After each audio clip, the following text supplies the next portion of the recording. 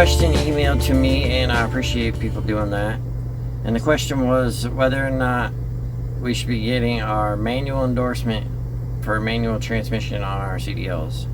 And my answer to that would be yes.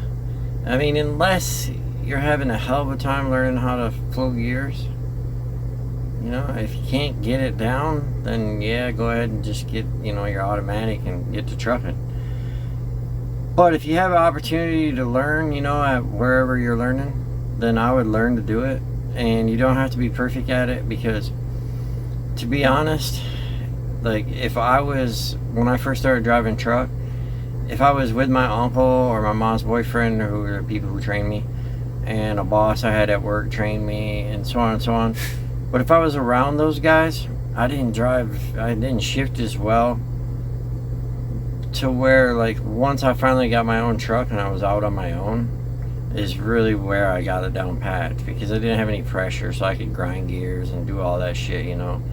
I don't know, that's just me. It's like taking a road test, you know. I've been driving for fucking millions of miles or whatever, or not millions, but you know what I mean, almost 2 million. And I don't like taking road tests. When I hire into a company, it's just weird. Like, I don't know, I don't drive as well on my road test as I do, you know, normally. Just the pressure of having someone there like judging me and grading me. So my point on that is that you can just learn as you go. I mean, get it down good enough to where, you know, you can get out there and get going, and it'll just practice, you know, make it happen.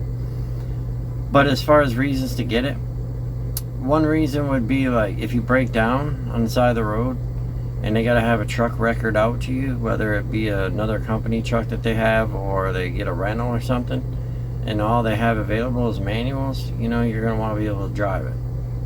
Or like in my case, a month ago or whatever, my truck went down and I was in an auto, but I needed to go into a manual so I could keep making money, right? Because that truck was in the shop for like 3 weeks. I can't just stay home for 3 weeks. So I went into a manual, and like right now I'm in a manual. Now if you watch my videos, you hear me squawking, I prefer automatics, but this is another example here. If you get an offer like this, like I got this offer for doing this tanker dairy melt, you know, and it pays really good, because I wasn't ever planning on doing tanker, to be honest, but it pays really, really fucking good. So I was like, well, yeah, I'll do it. So that's my point, is you can't really pull, I'm not going to say you can't, because people probably do, but generally you don't pull a tanker with an automatic, because the surge, you know, it surges back and forth, and it'll make the truck keep shifting gears and shit. I couldn't imagine doing it, but I'm sure maybe people do it. I don't know. I don't fucking know. But I know that it would be pretty weird to pull a tank with an automatic. So my point is that in order for me to advance and make more money in this situation, I had to be able to drive a manual, you know. So that's just another example right there. If you didn't have your endorsement for that, you wouldn't be able to take this job and make that much more money. And just, you know, just to have it makes you more flexible, like I said in those examples, but also it looks better when you're hiring a company, or, you know, let's just say they don't have any.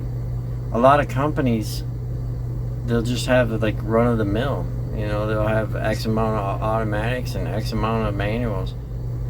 So if you went in there to work, like this particular company that I work for is actually a good company and pays well if you watch my videos, then say you're going to come here and work, you would be very unlikely to get hired without having a manual, because you wouldn't be able to work dairy side, and freight side doesn't have very many automatics.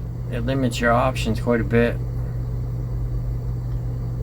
and it is kind of a bitch. I will agree with that. You know, it's been quite a while since I've, you know, learned how to drive a 13 speed or a 10 speed or whatever you're driving. That's what I've been driving, 13 and 10s. But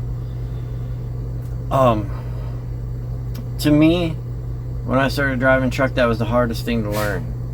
Now I did have an advantage because of the fact that I was a switcher operator for a while, so I had a lot of backing up experience. So that's probably the second thing. I don't know. It's somewhere between learning how to shift and backing up is the hardest part about learning how to drive a truck. And I had a hell of a time with the shifting at first. I just totally didn't fucking get it. And I would like miss gears right in the middle of the road and fucking have to stop and all. It was just a shit show. But then finally, once I got it, I got it. My mom's boyfriend, who kind of like a stepdad, I guess, he just had me out in the parking lot. He was drinking beer and fucking we were just riding around the parking lot while he was drinking beer like for hours until I got it figured out. And then once I figured it out, obviously it's pretty easy after that. But it's definitely a good thing to know, you know, because once you get the shifting down, the backing up down, then all you gotta do is get down the lifestyle and the long hours, and you're good to go, man. You're a trucker.